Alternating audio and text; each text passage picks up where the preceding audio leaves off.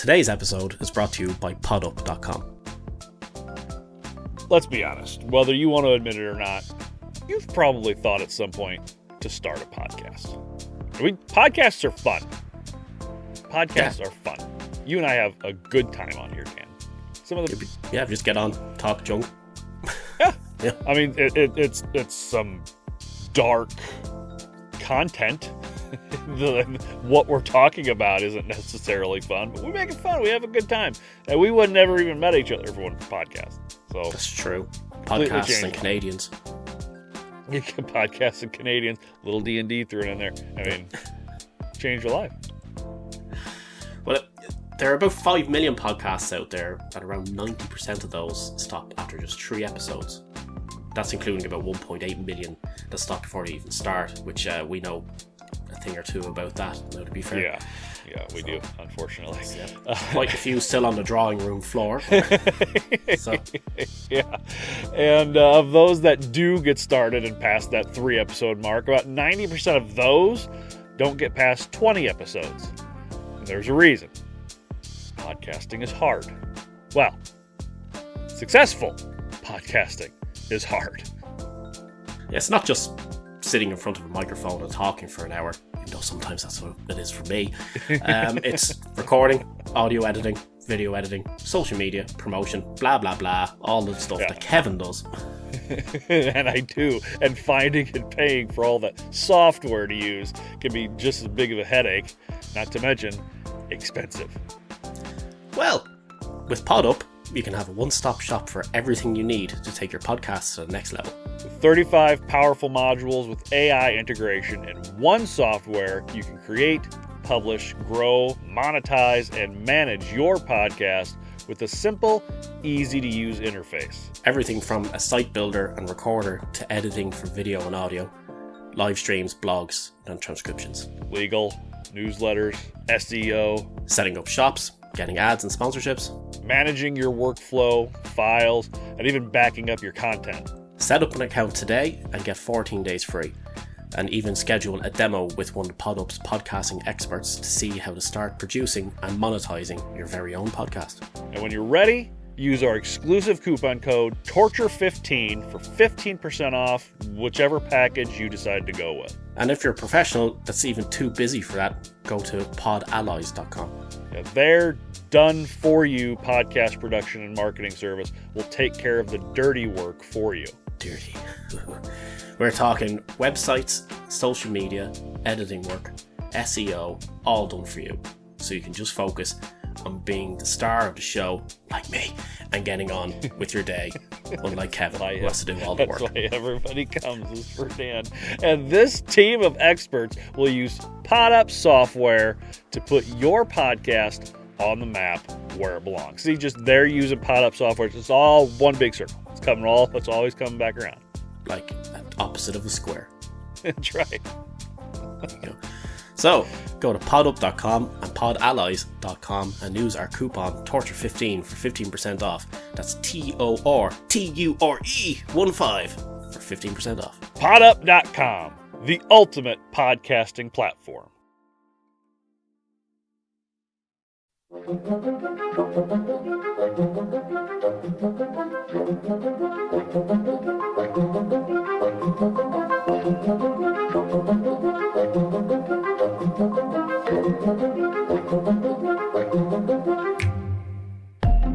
The subject of today's episode is a woman that embodies the mindset of, you take one from me, I'll take all from you.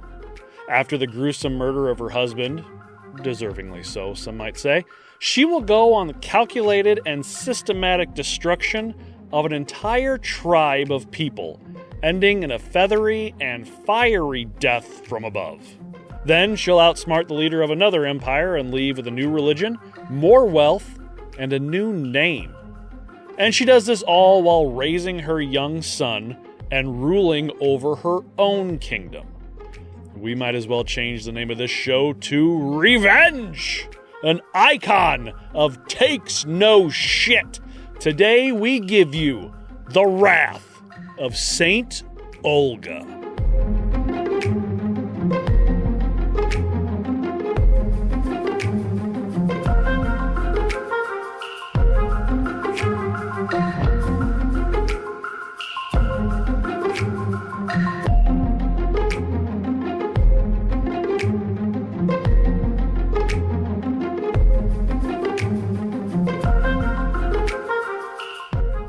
I'm Kevin Young.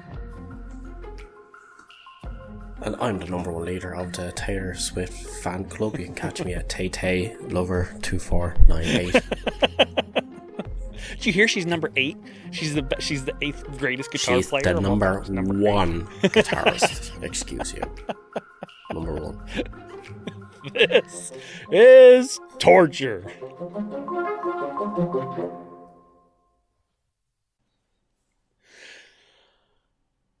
Having a conversation with somebody like that would be fucking torture. Yeah. I'm Tay-Tay's biggest fan. There's nothing you could say to make me think. You get super nerds that are like that as well, though. Like, you know, I got my action figures still in the original box. Well, actually, Taylor Swift's number 1 fan. Okay. Not to make fun of anybody with any form of speech impediment, but, you know, you must be Catholic if you have something like that. Yeah. Love Tay-Tay. Hi, Tay-Tay. I'm not a fan. Yeah, I know. Are we all? Are any of us really? Not a fan. Nothing against her personally, except for her environmental stuff. But yeah, I'm not a fan. Just the music, just not a fan. So part of herself and Dave Grohl are kind of ribbing on each other a little bit. Yeah, I think he was It's kind of in the wrong. It's friendly fun. They know each other. Like they hear the story, like himself and her in fucking Paul McCartney's house and stuff like that. He was sitting there and she started playing the fucking piano and he was like, the song sounds really good. He's like, holy shit, it's my fucking song. She was singing, what do you call it? Got another confession to make. Yeah, she was singing that and they ended up singing it together or some shit. He was trying to play the guitar, but they're all fucking left-handed because it's Paul McCartney's. Or something. But anyway, no, they know each other and all that. Say they're just ripping the fucking piss because they're both in Europe at the same time. I suppose. But yeah, no, it doesn't really matter because, you know, she's the greatest guitarist in the world. So. Well, 8th. The greatest is what I said. I didn't say 8th. It was the greatest. Oh, buddy, how you been? Good. Family doing all right? It's all good except for the whole house purchase thing falling through. Yeah, you told me about that. That sucks. Sure. Sucks. Look, onwards, upwards, as they say. If it's meant to be, it'll be, and if whatever's for you won't pass you by. Yeah, you'll find something better. Yeah, eventually. Yeah, it was just a shame because that whole studio planned. I was on Pinterest and everything looking at fucking things and be like, hey, honey, what do you think about this for an aesthetic vibe? See, I don't like it. I don't care. It's fine. It's like Pinterest and Etsy buying koozies with xenomorphs on them. What? That sounds fucking awesome. What? Dan's like, fuck this episode. I'm going back on Etsy. We usually talk about that in the extended episodes, but for everybody who doesn't know, Dan was getting ready to buy a new house, and it fell through. And yeah. Oh well, it sucks, but yeah, that's why I'm going to try and buy an old cottage in this country. Come with surprises. I want to buy an old cottage in a different country. Yeah. So this is not here. I'm pretty sure if you bought one in I don't know, Israel at the moment, it'd be in just as good a condition as some of the ones you get here. So yeah, maybe.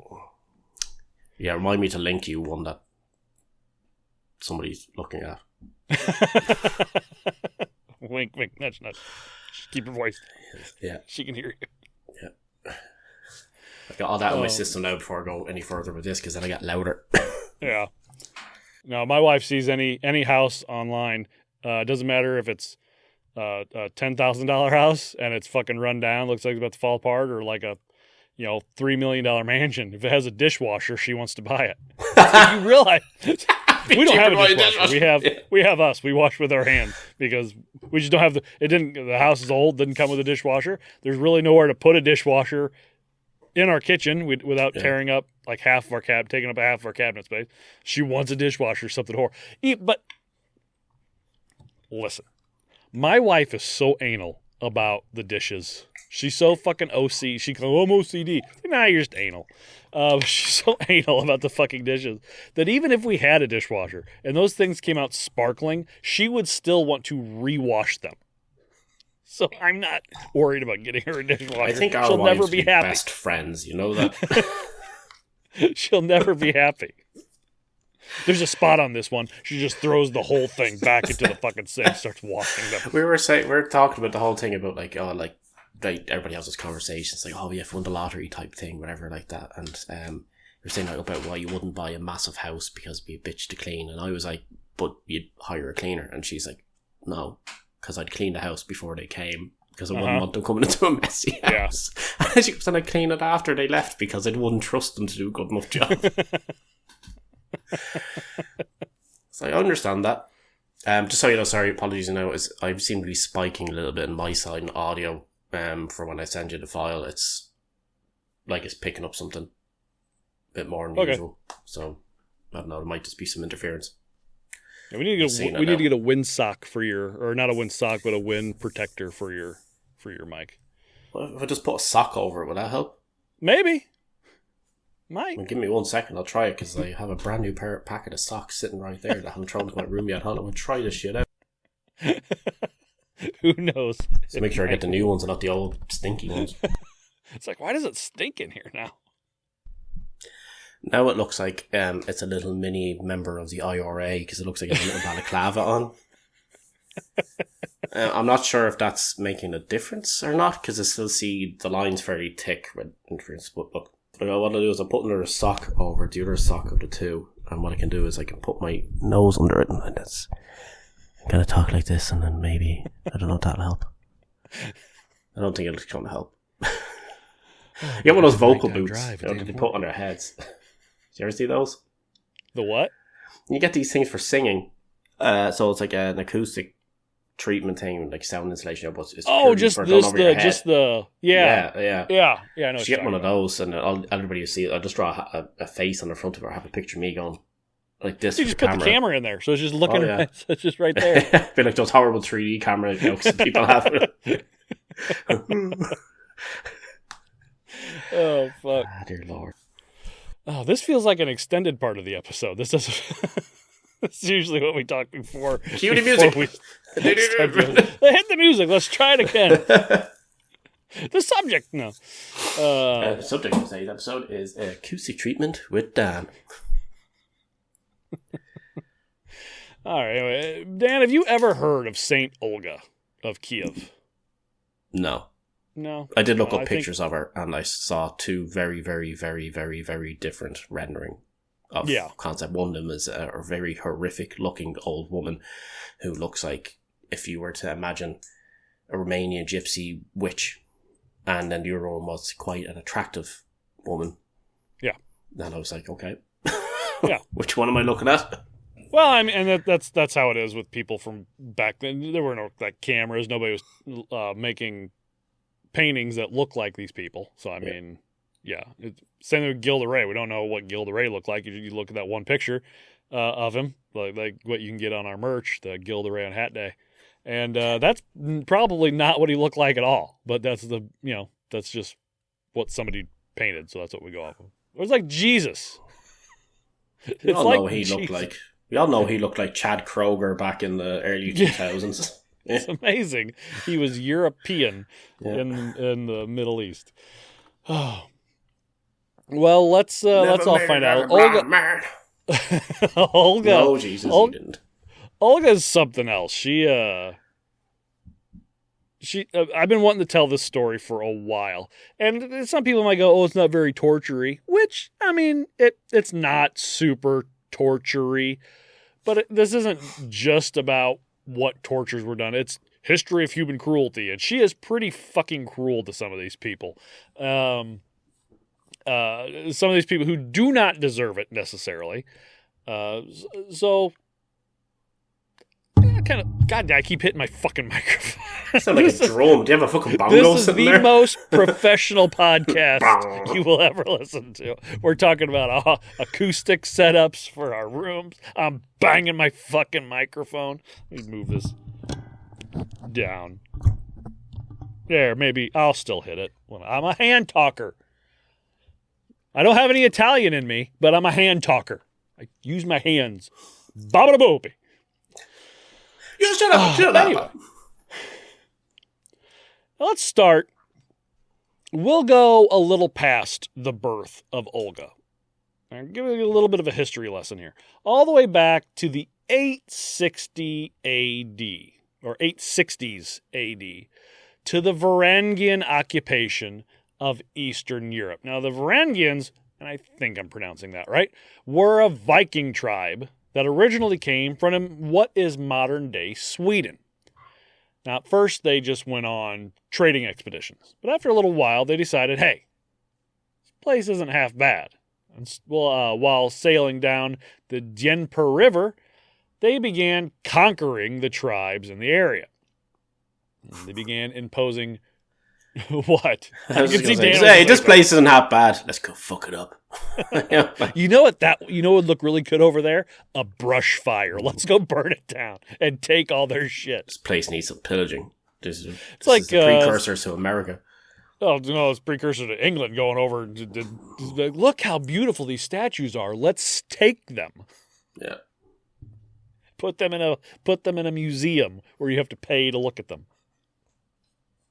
Pretty fucking stupid. Oh, now they began imposing tributes on these tribes, which usually included pelts from local and exotic animals. I mean, you could pay in gems or gold or food if you're a farming village or whatever. But what we'll hear mostly about with the tributes for the Varangians is pelts from different animals. But I mean, you make your clothing out of it. Some of the nicer pelts were made for just the nobles and stuff like that. So, whatever shakes your whistle. I don't give a shit. Now, eventually, they appointed the Varangian prince Rurik to rule over all the tribes and bring law and order to the area. Now, he settled in Novgorod and began ruling over the tribes now known as the Rus. Rus, translated from Old Norse, was a term for the men who row. So, yeah. I don't know. Now, Rurik would die in possibly 879 AD. It's a thing you're going to see about. The further back you go, the less we know about specific dates. It's like it could have happened between 850 AD and 1100 AD. It's somewhere in that span. The coroners were not very accurate back in those times. Nowadays, he died between 1115 and 1215. In fact, 10 is like, They had the coroner from the Paul Bernardo case. He was half drunk. He was completely drunk. It was Christmas. He just felt like all the kids were on fucking methamphetamines. People are doing heroin or crack or whatever. He said they were. Oh, they were. Fuck, what was it called? I don't fucking remember. It doesn't matter. That's not what it was. Yeah, all that matters is fuck you, Paul Bernardo.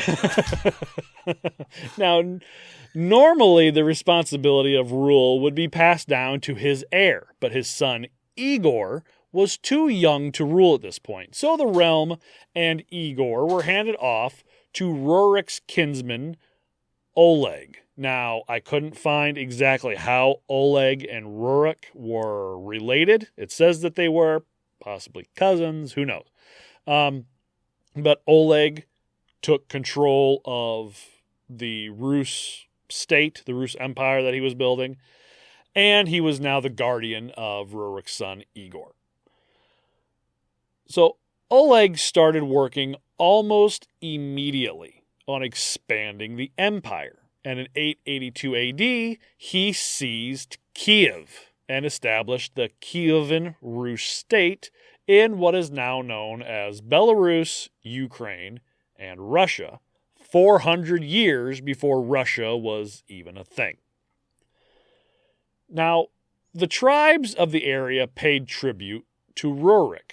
He was their leader. They even fought with him against the Byzantine Empire.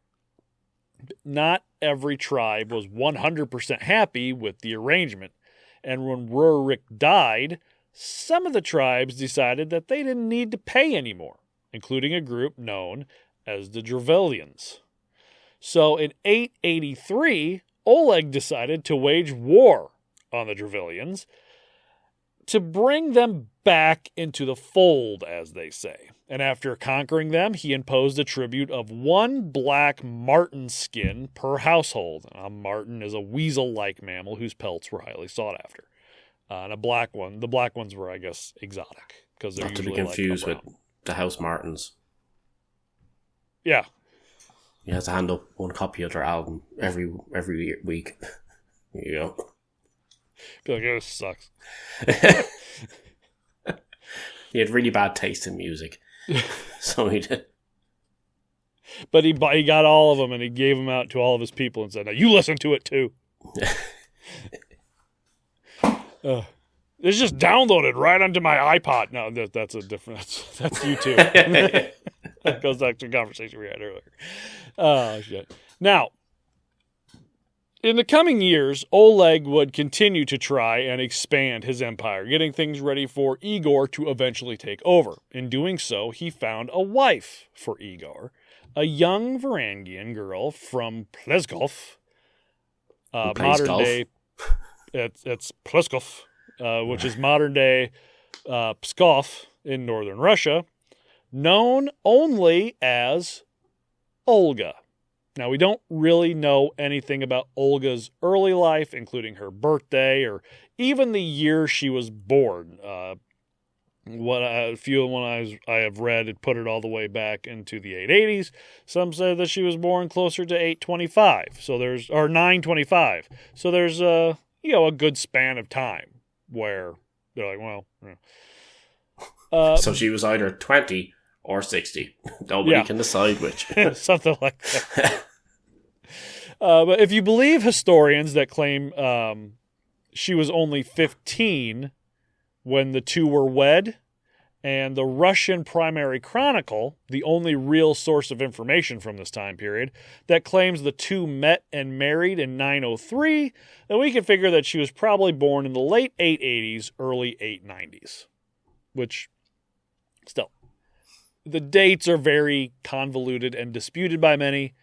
But if these dates are real, it would mean that the two were married for almost 40 years before they had a child. Yeah. Jesus. Yeah, I know. Because the Russian Primary Chronicle is something that was written, it's kind of the story of Russia, the story of the whole Russian, Belarus, Ukraine area, how it came to be, who ran it before, who created it, and it goes way back to the early 9th century, late 8th century. But it was written in the 12th century. So they're basing their information off of a lot of hearsay stories. Secondhand accounts. And yeah, exactly. Probably, quadruple hand accounts. Exactly. All the people secondhand are dead. So when I'm telling you these stories, I would love to think that they're all true and they all actually happened because it's fucking badass. There is a chance that some of the things didn't quite happen the way they're portrayed. So,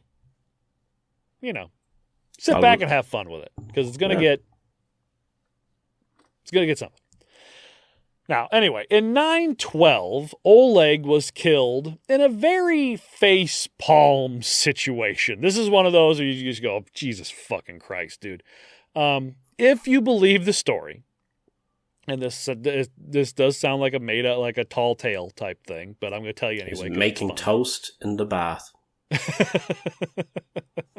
Apparently, there was a prophecy that he would face his death blow on his horse.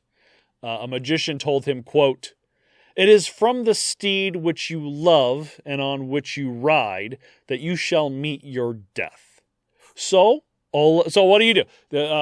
What would you do, Dan? A magician comes to you and say, one day when you are riding that horse, one day when you are on that horse, you will die. You'd imagine he would not go on the horse. don't ride the fucking horse. Yeah. Right, exactly. That's like if somebody, like, it was one of those situations where, well, if I knew how I'd die, I'd know how to avoid it. Yeah. Like, if you're you in a do car not crash. go to this exact location on this exact date at this exact time, you will survive. Well, no, I gotta go. Yeah. Yeah, I gotta go see what that shit's about. Like, You yeah. just show up.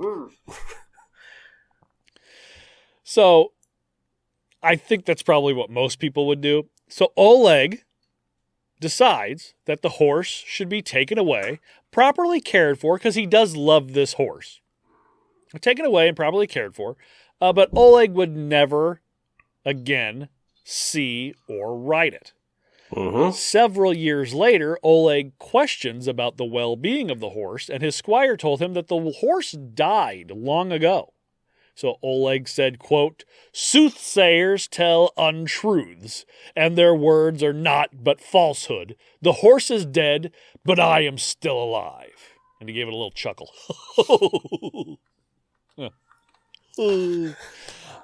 Then he demanded to see the bones of the horse. So when they got to where the horse... when they got to where something fierce. When they got to where the horse was laid to rest, he laughed and said, quote, "So I was supposed to receive my death from this skull," and stomped his foot on the horse's skull. Just then, a snake crawled out and bit him. He got sick and died. Fucking idiot. It's a very, like, Final Destination way of going. Yeah. But that's how the story goes. I believe it if you want. I think it's funny, so I'll believe it. That's fine. I hope it's true, because, you know. But anyway, after Oleg's death, Igor took control. And almost immediately, the Derevlians decided they no longer had to pay tribute and stopped. So in 914, Igor attacked the Derevlians, conquering them and imposing an even larger tribute onto the tribe. Didn't say what the tribute was, but I imagine it was maybe 2 Black Martin skins per household. I don't fucking know. And a Taylor Swift CD. A Taylor Swift CD. He bumped it up from that was the real torture. That's why this is called torture, people. Now, over the next 30 years or so, Igor would wage wars, talk peace, sign treaties with Christians, Greeks, various others. You know, ruler shit, which is fun. Yeah, doing his job. Yeah, that's what you do. And including in 943, having a son, Svetoslav, with his wife, Olga. Again, if they married in 903... it's 943 and they're having their first child. He's been busy. Yeah. I mean, kinging it up. Still, one of the things is, as prince or king is you're supposed to knock up your wife almost immediately so you can start producing heirs. And I guess they just waited. I don't know. Maybe she wasn't in the mood for 40 years. Yeah, or you never know. Maybe he batted for the other team and couldn't. That's a possibility. That is a distinct possibility. And I get that this is her episode. It is the Wrath of Saint Olga, and we're just now like kind of talking about her. But I promise I'm going to get to her. Got to get to her little history. Sorry, first. people. Yeah, she didn't exactly write a fucking autobiography for Kevin to go back and reference her previous life before now. She didn't come into the picture until all this shit happened with the Kings and stuff. Yeah. Oscar and Olga and Igor and all that. Oscar and Olga and Timothy, whatever his fucking name was. Yeah, that guy, stupid horse snake guy. Okay, and now in 945, after signing a peace treaty with the Greeks, Igor decided that the Derevlians should pay a bigger tribute. So his retinue, which is a word that gets used a lot in the Primary Chronicle, and I had never heard it before, but pretty much all a retinue is advisors, assistants, kind of like his posse, his group of guys. You know, they're always around, his yes men. Yeah.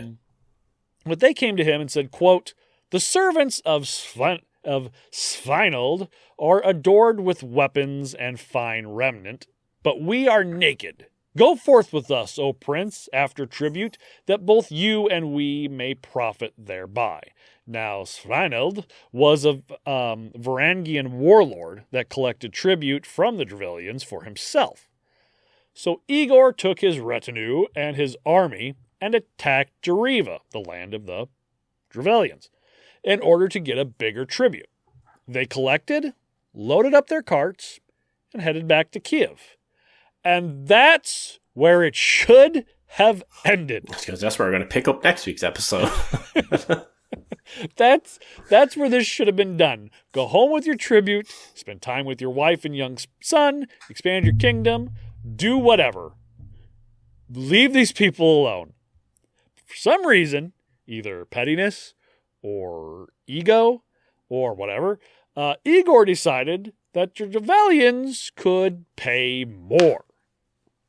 So, on his way home, he tells his army, quote, "Go forward with the tribute. I shall turn back and rejoin you later." Then he takes a small number of his little posse back with him to Dereva. Any idea where this is headed? Yeah, him and his little Power Ranger buddies think they're going to go and fucking karate chop some motherfuckers. Yeah. And, yeah, there's going to be many of snakes and many of skulls waiting for them, I assume. So the Derevlians heard that he was coming back and went to their own prince, Mal, saying, quote, "If a wolf come..." Mal. All I could think of was Firefly every time I saw Prince Mal. Mal? Mal. M-A-L. M-A-L, right. I was in Mal. But yeah. I just think of Darth Maul immediately. So as soon as the prince comes back, he walks in and your man's like... Why did you paint your face all weird? What's going on? Cuts him in half. So why is that music playing? They said, quote, "If a wolf come among the sheep, he will take away the whole flock one by one, unless he be killed. If we do not thus kill him now, he will destroy us all." So they met Igor on his way and asked what he wanted, and he just ignored them and just kept heading to the capital of Iskorostan, now modern-day Korostan, Ukraine. So they're like, "Dude, what do you want?" And he's like, "Talk to the fucking hand because the face ain't listening." And just kept going. Dick. But now, since he doesn't have an army with him, the Derevlians decided, fuck this shit, and they attacked. It's like they're French. Kill the king. Yeah. Now, it's not clear what happened to his retinue, but as far as Igor goes, the story is as such. And again, many people will say, well, that's not really how it happened. But this is the most fun way to think about it, so this is the way we're going to go. I've seen the video on YouTube of this. Actually, did you? Google it. Yeah, just Google it. Yeah, Ukrainian street fight, and you'll come across it quickly enough. Yeah. Now, and just to preface this also, Igor kind of has this coming. I mean... Damn right he does. Take your fucking tribute and go home. You don't need to turn around and be a prick about it. I get it. Yeah. You didn't want to pay you tribute in the first place. You got it. Be gracious in losing and winning. But anyway, they capture the prince and take him to the forest and pull down the tops of 2 small birch trees. And they tie them to the ground. Then they tie one leg to each tree and then cut the ropes holding the trees down. When the trees spring back up, they rip Igor in half. It's fucking brilliant. It's really, I mean, it's that's fucking smart. It's gruesome as shit. Yeah. Now, is that how it really happened? Who knows? But it's fun to think about. It's funny they cut the rope and he's just still sitting there and he's like, "Fuck's going to happen?" Everybody's like, "Quickly, stab him!" If anybody asks, he's cut him in half. Okay. Yeah, it just springs up and then it stops and he's like, "Ow, that kind of hurt a little bit. Well, what do we do now?" And then they just slit his throat and be like, "Tell everyone it worked perfectly. But we will never do it again."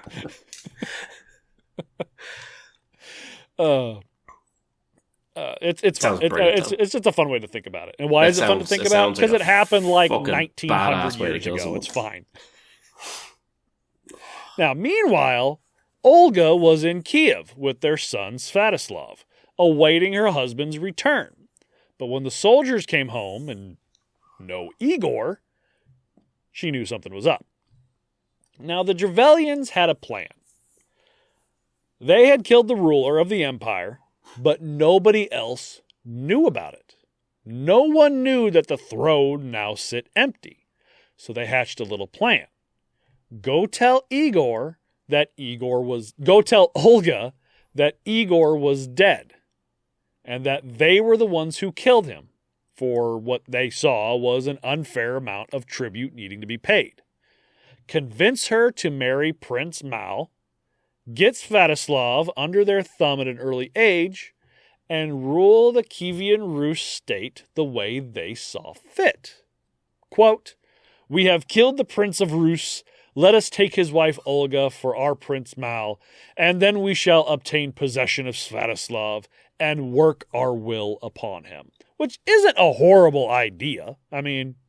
No, the other option is you do fucking nothing. Hide all that shit and just go back to your day and be like, well, he never showed up. You know, but she didn't. Well, though. but So the they whole wouldn't army wouldn't came actually back. be lying. The whole army came back with the tribute, so they would say... No, what I mean, like, if they'd say, oh yeah, he turned around and went there, but if they went down and said, Oh, to yeah, you he guys, never came technically back. they're not lying. He never came. He never returned to us. He But never she got to didn't. us. No. So There's a you might Yeti find a that bit of lives him in over these- there. I heard they did it. Go attack them. You know, It was those they, damn the sand people Derevlians have a feud with like the another local high school or something. Yeah, Go yeah. get them. Go burn down their football field. So the Derevlians sent 20 of their quote best men, mostly dignitaries, ambassadors, advisors, no real soldiers, save a few, to Kiev by boat. Now, Olga heard that they were coming and had her own men sent down to the river to invite them to come see her with a, quote, gracious welcome.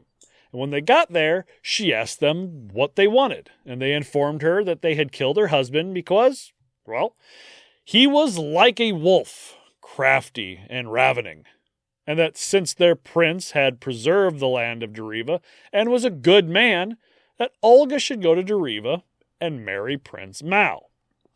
Now, some say Olga thought of everything that happened next at the moment of hearing this. I personally think she had been thinking about what to do for a little while. There's a good chance she already knew, or at least had a good idea, that her husband was dead before the Derevlians got there because Igor's party came back, tribute. Igor and his retinue never did. But, Exactly. whatever you want. Yeah. So Olga Igor tells the Hardy Boys got fucked up. So Olga tells the group, quote, "Your proposal is pleasing to me. Indeed, my husband cannot rise again from the dead, but I desire to honor you tomorrow in the presence of my people. Return now to your boat and remain there with the aspect of arrogance. I shall send for you in the morrow, and you shall say, 'We will not ride on horses nor go on foot. Carry us in our boat, and you shall be carried in your boat.' And she sent them back. Once they left, Olga had her men get to work. Next day, while Olga sat in the castle hall, she sent her messenger to collect the Derevlians, and they did exactly what she told them to. They told the messenger that they would not ride on horseback or wagon or on foot, but they were to be carried in their boat. So the residents of Kiev, probably playing along, they probably knew what was going to happen, told them... I was going to say, I had this mental image just there when you were saying about her men got to work, and I had this thing, did you ever watch Commando with Arnold Schwarzenegger? And there's a bit when he's prepping, and it has like the steel drums going, ding, ding, ding, thing going on, he's like chopping down shit and doing all sorts of stuff. So I just have that in my head now, them getting ready to really fuck some shit up the next day with steel drums going on in the background. It's any 80s montage to prepare for an attack. Even Olga get the montage. Or if you're not or if you weren't alive in the 80s, think of the newest Rebel Moon, and they're preparing. Yeah. Put bombs underground. Yeah. It's such a rip-off of fucking The Wolves of Calla. Yeah, it's King. exactly what it is. It's based, yeah. As soon as I saw it, I was like, this is The Wolves of Calla, man. I was like, fuck. But this anyway. fucking microphone, I keep hitting it, and it's driving me crazy. Don't worry, I'll return the favor. There you go. See it now. Now, oh, fuck, where I live. Oh, yeah. So the residents of Kiev, probably playing along, told them, quote, "Slavery is our lot. Our prince is killed, and our princess intends to marry their prince." And so they carried the men in their boat, while the men sat there in great robes, puffed with pride, into the court before Olga. Then they dropped them. So the day before, after the group had returned to the boat, Olga had instructed her men to begin digging. Specifically, digging a large trench big enough and deep enough to bury a Derevlian boat along with all its inhabitants. Nice. So, when Olga's men dropped the boat, it was into this rather large trench inside the hall of a castle just outside the city. Olga then bent down and asked the men in the boat whether they found the honor to their taste. They tried to stop her by saying that this punishment was worse than what they did to Igor. Then Olga told her men to bury them alive. Cold-blooded. Jesus Christ. Oh, bad. Oh, it gets better. I was expecting to get shit on them first, being honest with you. It's like, just bury them alive, but leave little holes above them so everybody can go poop down there. Here's our new public toilet, everybody. It gets better. I was writing this out, and I was like, wonder what Natalia would think of this, our daughter. And my wife goes, I don't know, hold on. And she calls for her to come downstairs. She's like, what? I was like, have you ever heard of Saint Olga? She's like, no. I was like, sit down, I got a story to tell you. So she sits down, crisscross applesauce right in front of me, and I tell her the whole story. And by the end of it, she's like, I want to be like Olga. I was like, yeah, you do. So if you have daughters, you can clean it up if you want. Yeah, tell your daughters the story of inspiration and tell your sons the story as warning. Yeah. Be careful what woman you fuck with. Some of them are, like Dan said, cold-blooded. See, I did say I put up Trustpilot review. Yeah. And it was because of the fact that I kind of nearly wouldn't want to do an ad like this without actually trying the things out. So both you and I have ordered numerous products. I have ordered, I think it's 3 of the bundles. Yeah. Got the beard growth bundle with the derma roller and the growth accelerator, which I will report back in on over time because it takes weeks upon weeks, a couple of months for it to properly take effect. Yeah.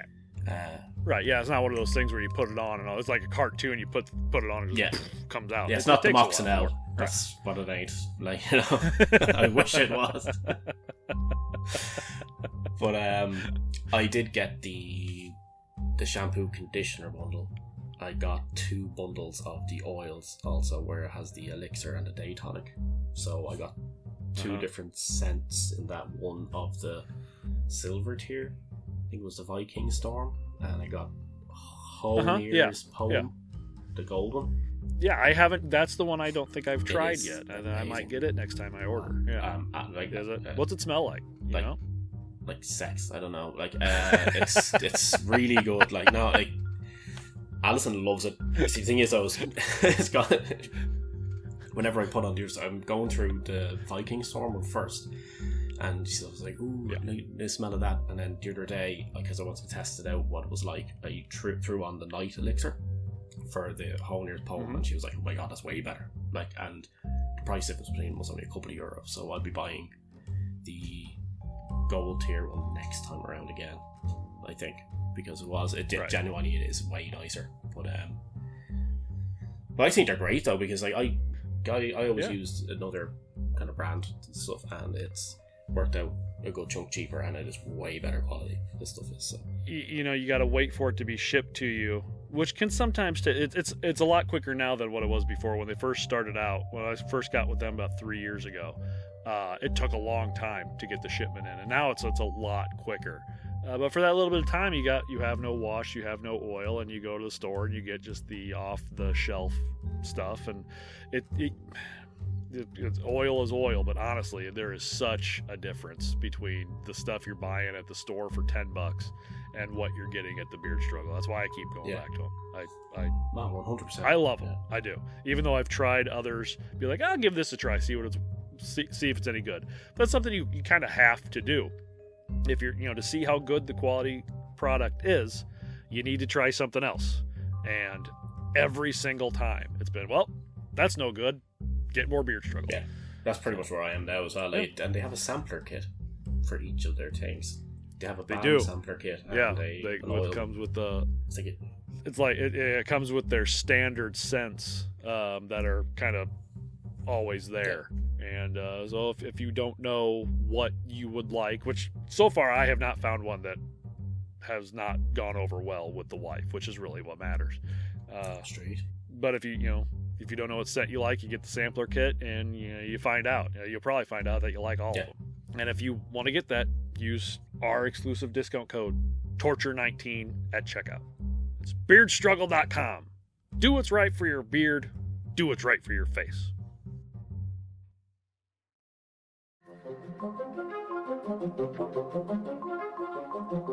It's kind of hard to decide who the villain is. I get why she did this kind of vengeance for her husband, and even maybe what she does next I kind of get.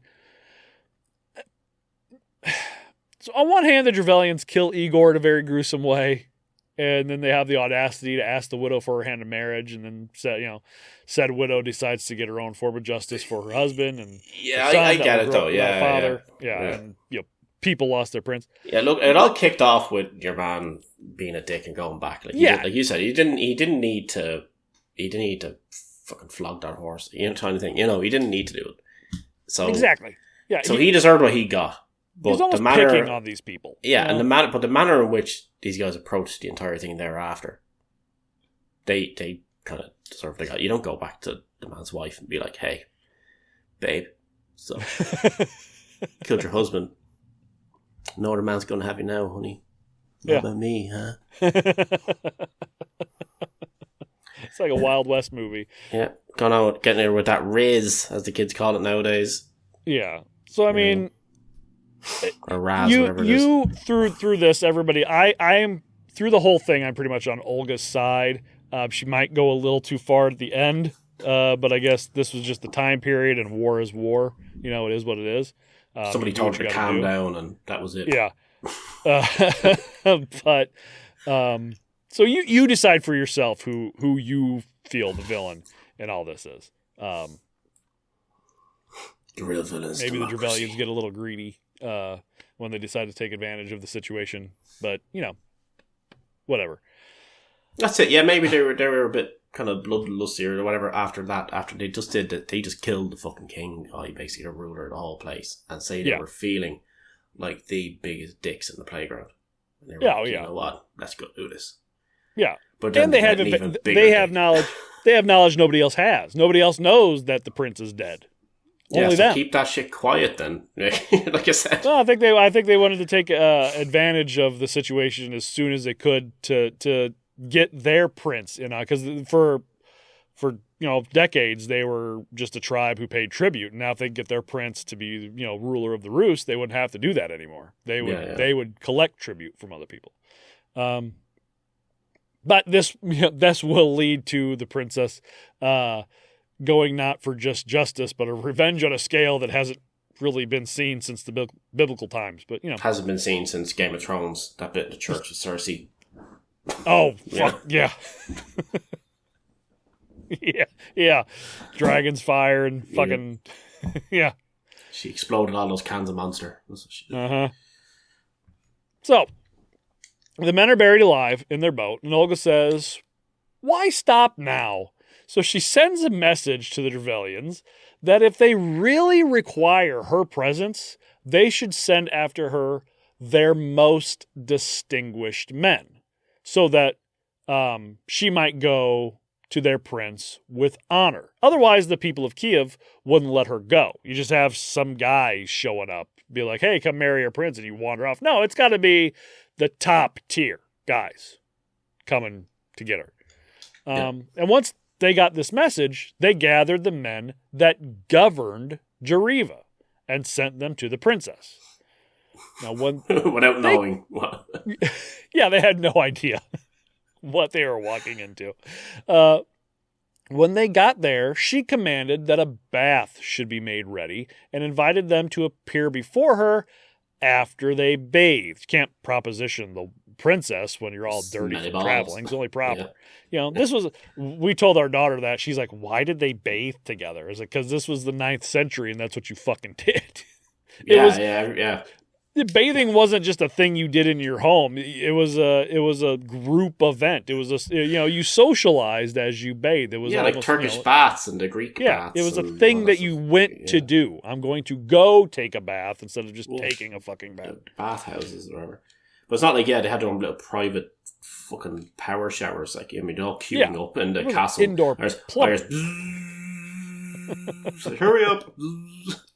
Banging on the door. You done yet? I gotta take a shit. Yeah. So Olga's men heated the bathhouse, and the, quote, distinguished men from Derevlia went inside to bathe. Then, on orders from Olga, the soldiers locked up the bathhouse with the men inside and set the doors on fire. Nice. Killing every last one. It's like, it's hot in here, it's just me. They come for a bath. Man, they really got the sauna going in here. Yeah. Does anybody want me to turn on the bubbles? Oh. But, there you go. But Olga was far from done. She then sends another message to the Derevlians. Quote, I am now coming to you. So prepare great quantities of mead in the city where you killed my husband, that I may weep over his grave and hold a funeral feast for him. Remember, the citizens of Derevlia have no idea what was going on. 2 separate groups of men have gone to Kyiv and no one has returned, and they didn't know why. But when the princess of the Kievan Rus state says, make me mead, you make her mead. Yeah. I'm straight. So they gathered honey to brew mead. So you're sitting there in the castle every time one of the people come in, when the Yokes come in and say, kill my husband. That's paddling. Didn't make me mead. That's paddling. That's paddling. That's paddling. That's paddling. Now you would think that if revenge is on her mind, that she might take the entirety of the state's army. But that would send up some red flags. So she only took a, quote, small escort to Derevlia. She went to Igor's tomb near the capital of Iskoristan, and, like she had said, she wept for her slain husband. She was asked where the groups were that were sent to Kyiv, and she told them that they were following with Igor's bodyguards. They're back there. They're on their way. We're just ahead of them. They'll be here literally any minute. Don't worry. They're being carried in their boat. I don't know. Yeah. They're back there. See them? Look real hard. See that dot? Yeah, they're behind that. They're on their way. This guy in the background going like this. This is what I realized. Then she told her men that they were to have a funeral feast, and her men were to serve the Derevlians, possibly as an act of good faith, toward her new husband-to-be's people. At this feast, the mead is flowing heavily, and the Derevlians are getting proper drunk, like really fucking wasted. But Olga and her men are drinking very little, if at all. And once the Derevlians were as sloshed as a redneck at a wedding reception, Olga gave the order. Her men started cutting down drunk Derevlians left and right. And she didn't just like sit back and watch it. She egged them on, praising their killings, asking for more bloodshed, to leave no one alive. And by the end of it, Olga's relatively small group of soldiers killed 5,000 Derevlians. Yeah, it's very screaming Cersei at me. Yeah. So it is. Then they quickly saddled up and hightailed it back to Kiev. Now, obviously, she wouldn't be able to play any more games with the Derevlian people, so instead, she readied her army for war. In 946 AD, Olga, along with her young son Svetoslav, just before and lunchtime. their army... That is just before lunchtime. Yeah. 946 AD.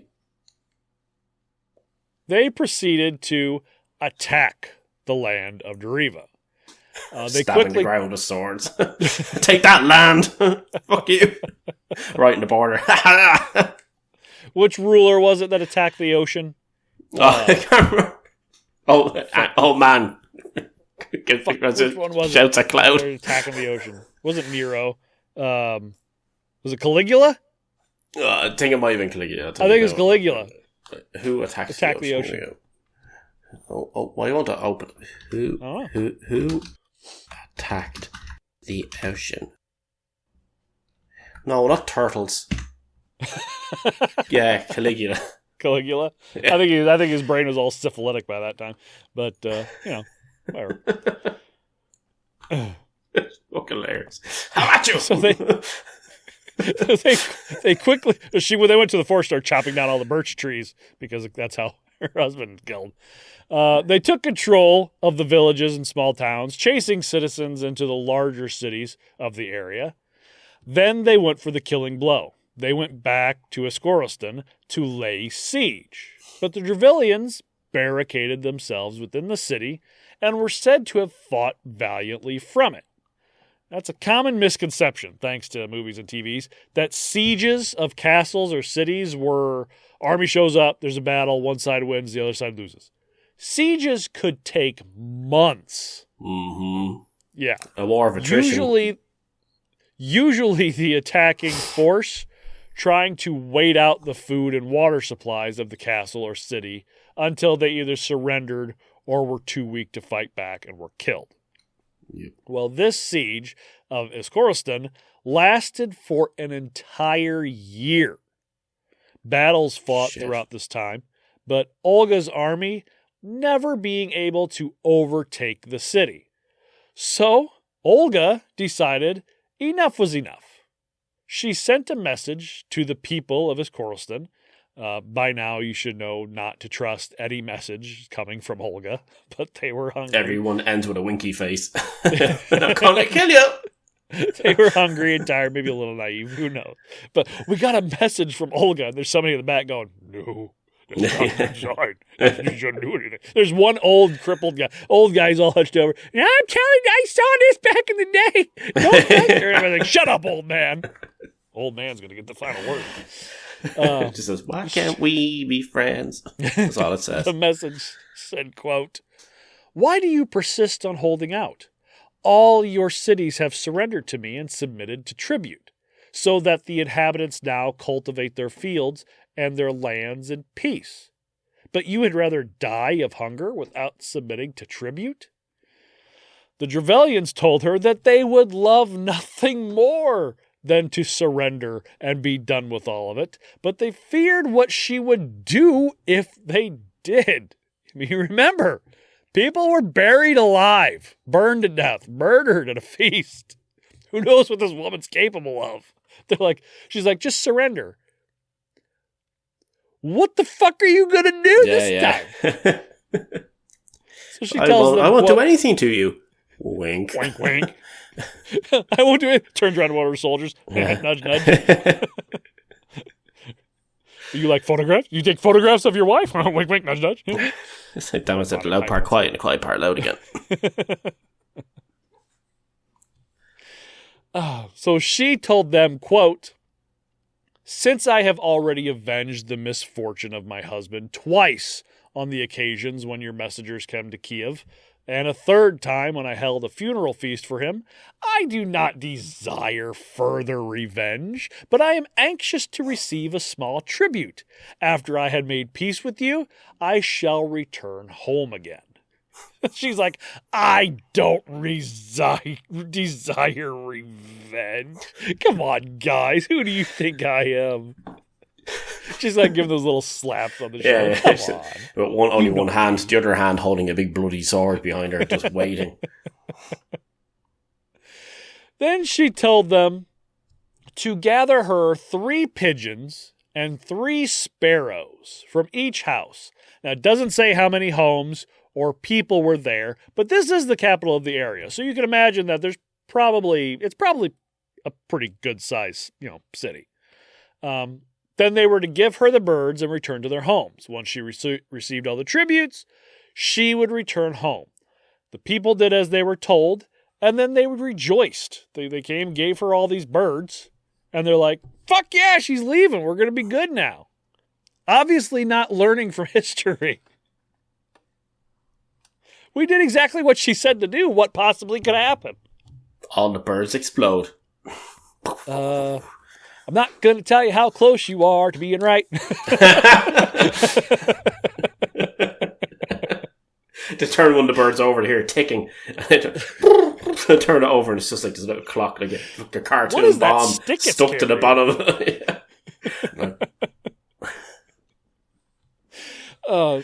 So here's the thing that many don't know. I didn't know this. Back in this time, people would often have what was called a dovecote built into the end of their house or barn to give homes to pigeons or doves.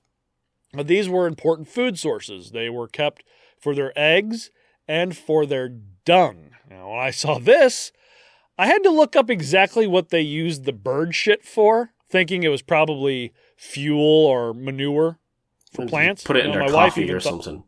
Well, wow.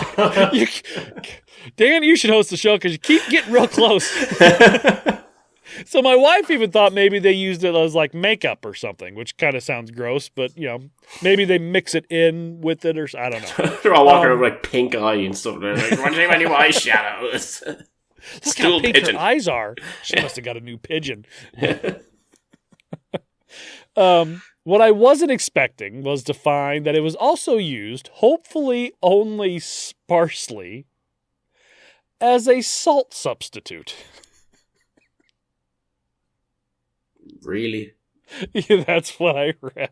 There was a possibility that it was used as a salt substitute, which sounds god awful. You wouldn't take any other animal's shit and think, "Oh yeah, I better put this on my sandwich. It's missing a little something. Like what did they take their time, right, to test and go through multiple different types of shit and feces and excrement and everything to eventually turn around and be like, bird poop? But you have to remember, Dan, that we are a species that also looked at the oyster and opened it up and thought, "Hey, I wonder what that snot tastes like." And we saw milk coming out of cows. Well, that one, to be fair, we have milk coming out of breasts, so we know it's true. Nature's theme, Bob. But like,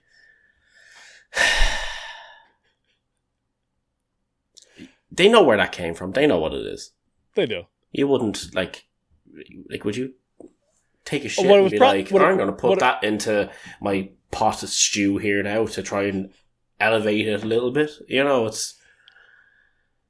You wouldn't do that. So what I'm thinking about now, and it reminds me of my wife's 2 oldest sons. You remember, the Jelly Belly Bean Boozled jelly beans? The ones, some of them taste really good, some of them taste horrible. Yeah, we bought some of those ones and the rotten egg. Yeah, we had some of those, and me and my wife tried them, and they were disgusting. But we're like, "Oh, it'd be great. Let's get the kids." And this was back when they were like 8 or 9. And my wife never let them have candy. Like, if they got candy, it was like Easter, Christmas, Valentine's Day. That's it. They never got candy. So when my wife gives them a little thing of jelly beans, They just start fucking inhaling. Yeah. Yes. And I was like, do any of them fart? taste bad? I was like, do any of them taste bad? They go, no, they're great. They ate every single one, didn't complain about a one of them because they never got candy and they thought it was delicious. That's all I could think about is more than likely, like, Eve played a joke on Adam. And she's like, ooh, I made him dinner and I'll scrape some of this bird shit, put it on there. And he'll think it's disgusting. And he ate it and he's like, this is so salty. It's delicious. So then they just started eating it. It's like, so salty. So you know what it is? It's like that. I think every couple, there is a meal that one of each other make that the other one doesn't actually like. Yeah. And yet you always say, yes, dude, it's so good. This is so good. I think I'm going to spit it into this napkin and save it for later. Yeah. And I'd say that's where it originated from. And there's some woman going, I put his bird poop into a sandwich and he said it was the greatest sandwich. I was like, no, you did not. Oh my God, I must try that now. And then they went on and then they just kept going on like that. All the men and women were like talking about this bird shit sandwich as if it was the greatest thing ever. And nobody would own up to the fact. Nobody that it was bird shit it. in a fucking sandwich. Nobody actually likes it. They just say that they like it. Yeah. It's like fake butter. Nobody likes that shit. You shouldn't like that shit. It's the pumpkin spice of the Middle Age, of the ancient times. Yeah. I always say those funny things with pumpkin spice come that one specific time of year. And I remember when I was over there, around Thanksgiving, and there's that crowd. I really like their beer though, but the Dogfish Head crowd, and they do that pumpkin spice beer, right? And I was like, heard like amazing reviews about this and that, and yada yada yada, and it was this seasonal thing they only do then, and super hard to get your hands on, and all this load of shit. Mm-hmm. And then lo and behold, then we're staying in this little hotel off the arsehole of nowhere, and what did he have in the place right across the road from it? Only boxes of this. So we're like, okay, let's go. It was shit. Yeah. Fucking bad. Pumpkin spice is great for pies, and that's for me like is about it. Yeah. I love pumpkin pie, but I'm not a big pumpkin spice. And it's just Starbucks in general. If we would talk about Starbucks is another one of those where nobody actually likes it, but everybody says they do because it's the trendy thing. Starbucks is the worst fucking coffee. It's so bad. It's all burnt. It's nasty. It's not even burnt. It's super weak here. Like it tastes like milky water here. Like it's kind of what it tastes like over here too. Terrible. Yeah, there's no taste to it whatsoever. Their breakfast sandwiches are delicious. I'll get food from there, but their fucking coffee is I won't because it's too fucking expensive for what it is. Like you get a sandwich with a little piece of cheese and a little piece of ham, and that costs like let's say all 5 fucking cent to make, and they charge something stupid like 6 or 7. Yeah, it's ridiculous. For it. Yeah, it's disgusting. Yeah. So I'm like, no, you're okay. I go to Panera before I go to Starbucks. But go where? Anyway, Panera. Never been. I doubt they have any over there. Chai tea latte is fucking amazing. My God. And they have the best bagels. The bagels are so fucking good. Is that the people that make the bread? Yeah, it used to be St. Louis Bread Co., and they changed it. Here in where I'm from, it's still known as Bread Co., St. Louis Bread Co. But everywhere else, it's Panera. Panera bread. All right. Yeah. I've seen it in something. I think it was on like Chuck or something like that. I've seen it. I've never seen it before. So fucking good, man. They have the best bagels. Oh, the cinnamon crunch bagel. Oh, damn. Yeah. Oh, God. Yes, please. Anyway, bird dung is a salt substitute. There we go. Now we're back to it. Anyway, pigeons and doves, almost interchangeable, had little houses. Salt substitute. Hold on, let's talk about this for a minute.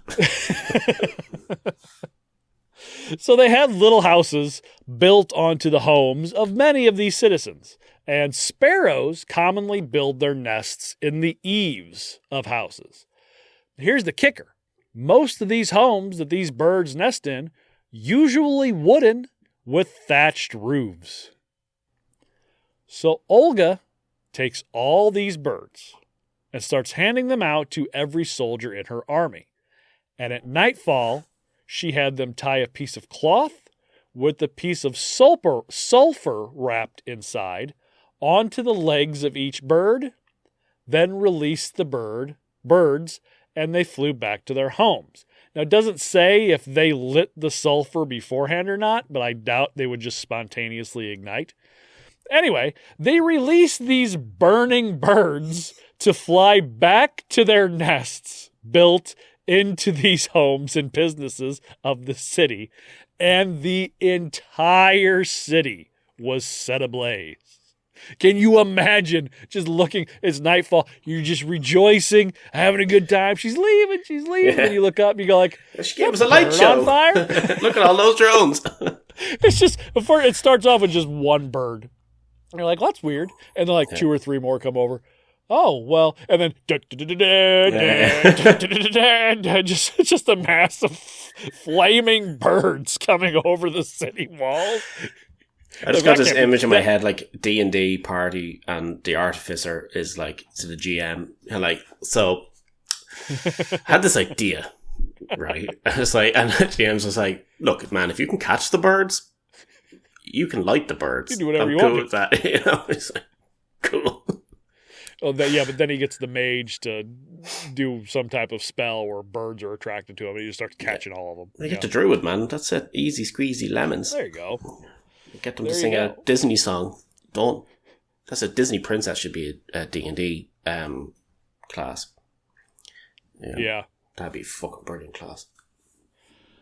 So you got all these birds flying over. You know that one old man that tried to warn him. He's like, I told you.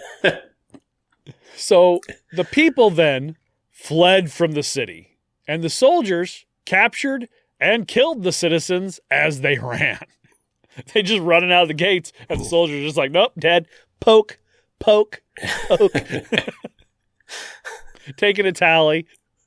But like that scene and wasn't in Lord of the Rings at the start when they're showing how the whole thing with Sauron, and it's not the elves, and they do that funky thing with their big long swords that fucking no one to twirl them around, and they're just doing that as they're running out.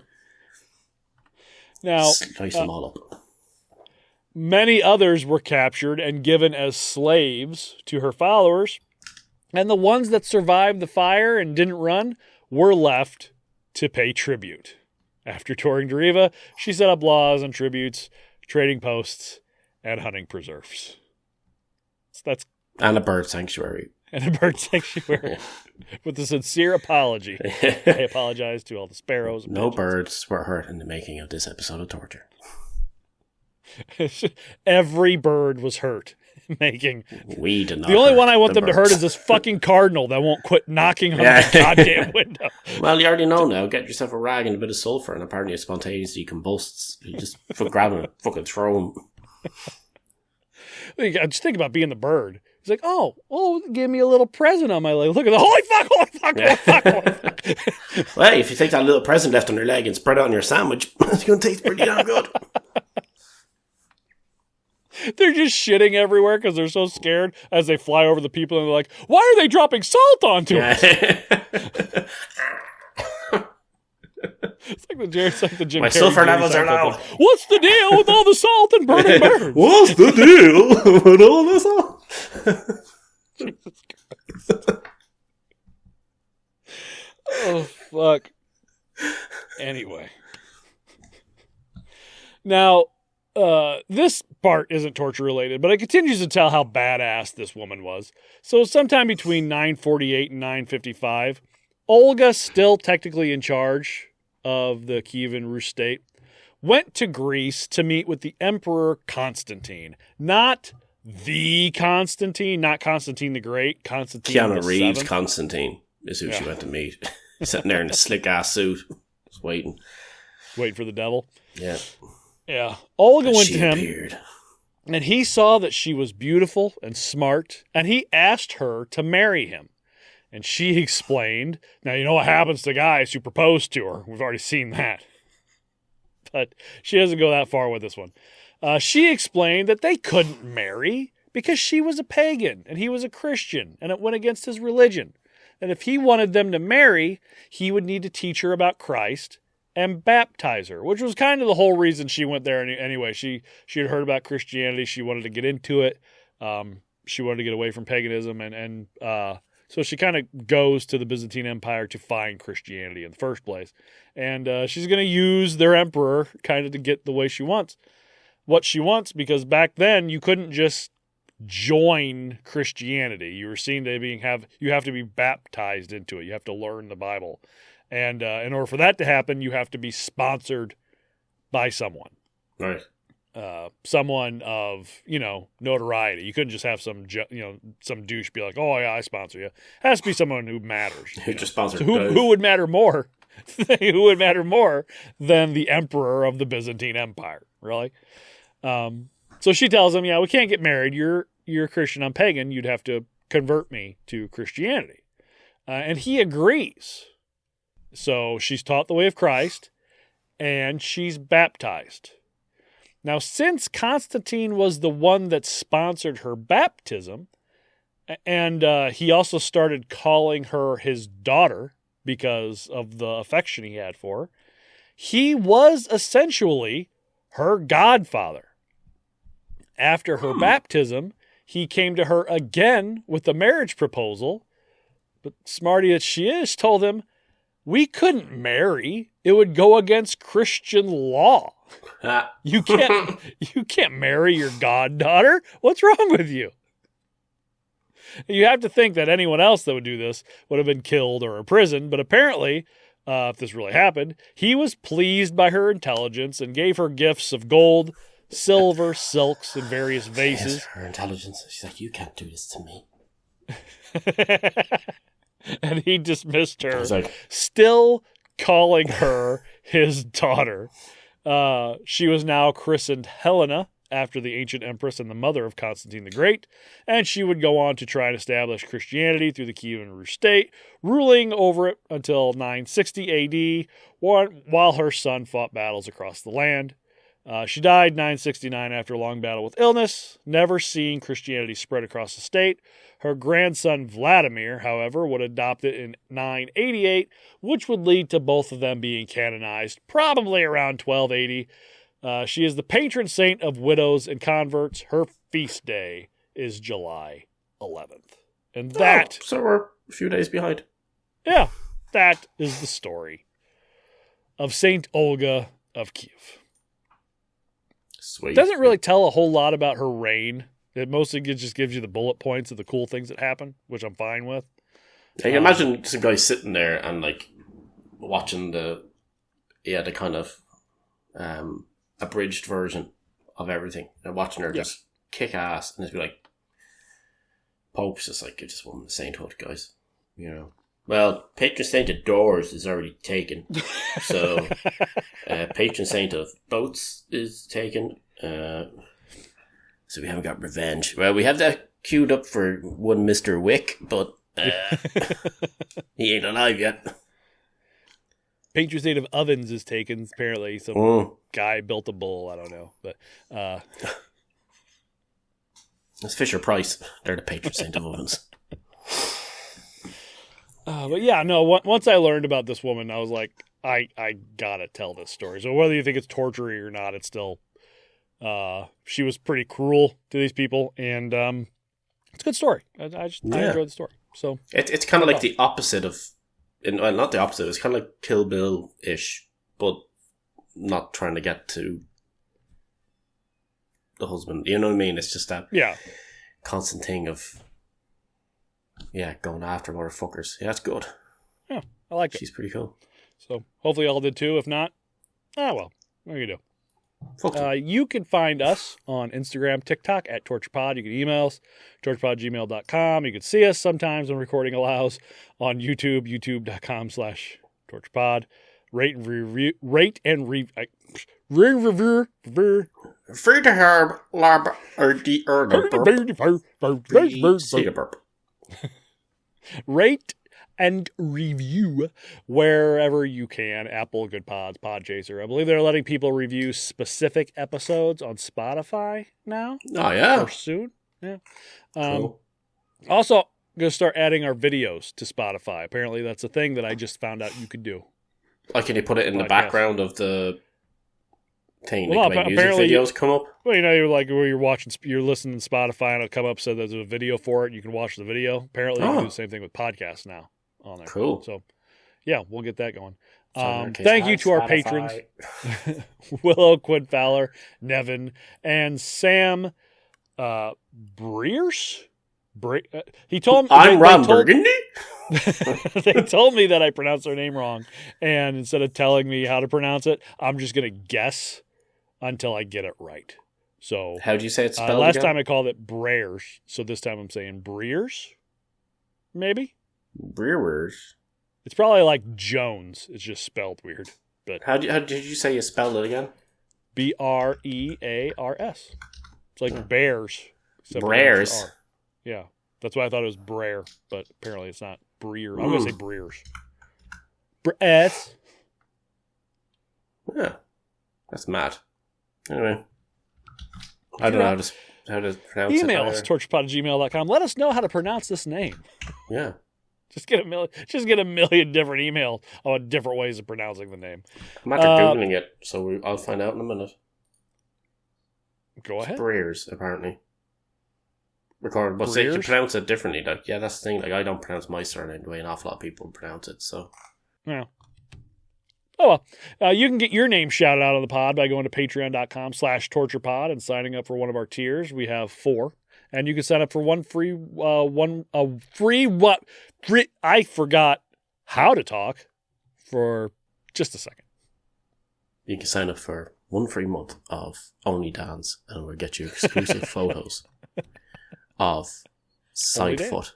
It is the new version of side boob, but it is foot related. So, free month, really, man. That's killer arches, man. I'm telling you right now. Oh, yeah. You can sign up for a free 1 week trial of our cult leader tier. The free trial doesn't get your name shouted out. Or cup. Sorry. Or the cup. Or the cup. No, well, that only comes with the Inquisitor tier. You have to be Inquisitor to get the mug. Yeah. Sorry, guys. Also, you can donate through our link tree on our socials. buymeacoffee.com/torturepod. Redbubble.com/people/torturepod for all the merch. We would like to see your designs on a Peach Torture merch. So send us some fan art. If we like it, we'll put it on a shirt. Hell, you know what? I'll even give one better. You send us a design. It's good enough. We put it on a shirt. We won't just put it on a shirt. We will buy one in your size. I'll sign it. I'll send it to Dan. He'll sign it. And then we'll send it to you for free. Yep. Get a free torture shirt with your own design on it. So there you go. And thank you to our sponsors for supporting us. You can support us also by supporting them, specifically beerstruggle.com, potup.com, if you're willing to, do that type of stuff. If you have a beard, beerstruggle.com, fucking great. I try to write torture over the whiskey thing, and it's not really working too well. I was going to say, you get your pre-executed bottle of torture whiskey when you buy 17 bottles of torture whiskey. Still working on something, so I don't have to name every single way to contact us or support us. So, more information will come later. Hint for our next... pop... Dan, do you have any pop culture? Look, this is a tale of revenge, right? Yeah. So you look at an awful lot of things out there are revenge. The best one I can think of is Man on Fire, but this is instead Birds on Fire. Go to Olga on Fire or Birds on Fire. Even that's Birds on even Fire, better. set by Olga. Yeah.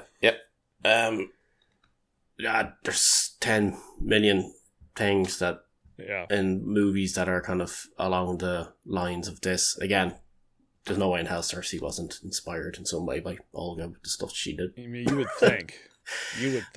Yeah, but just Google revenge movies and stuff like that, and you're going to have stuff that's all very much in line with this. Like The Unforgiven, that's a classic revenge story right there, where one person's like, I ain't taking on this shit no more.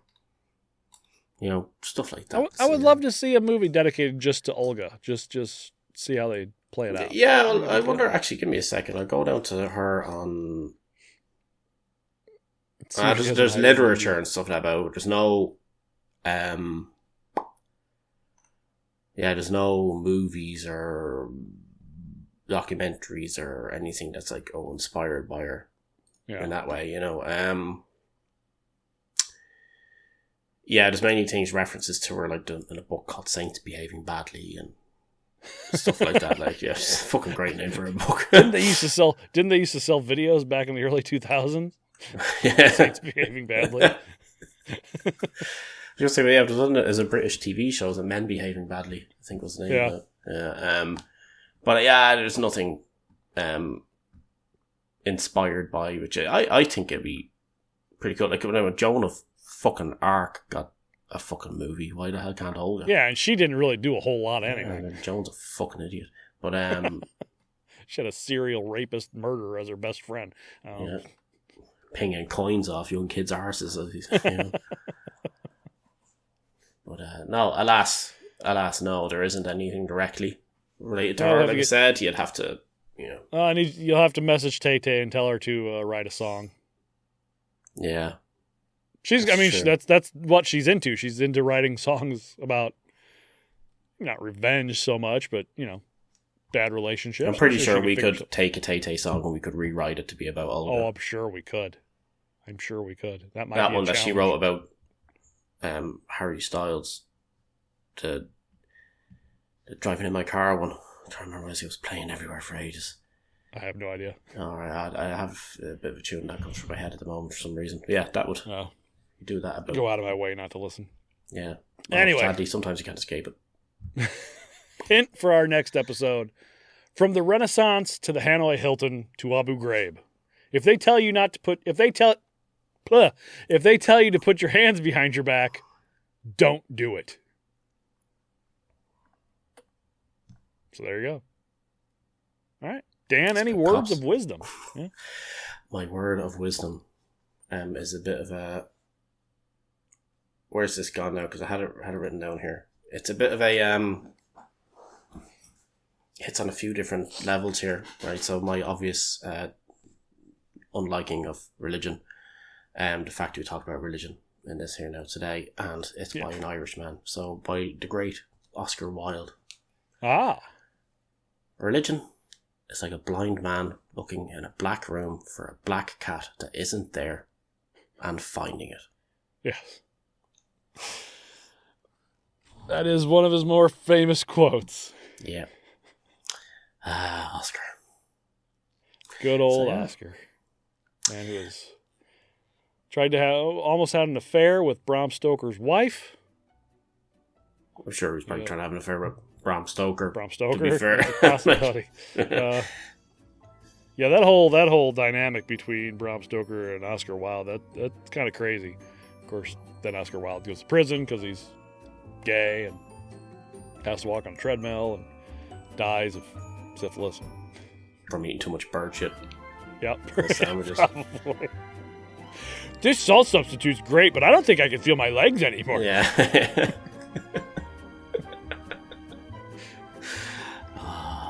It's all the nitrates. Yeah. All right. Well, that's all we got. So hope you enjoyed it. If not, come back next time. We'll have something more torture-y for you, I promise. Well, look, take it for what it is. It's good fun. Yeah. Great story. History of human cruelty. She was being cruel. It's history. God damn it. Just fucking get over it. What to tell a fun story? I like to hear stories with women kicking ass as well, though, so... Fuck yeah. It's good. Fuck yeah. All right. Well, take care of yourselves. Take care of one another. We'll see you. Bye-bye.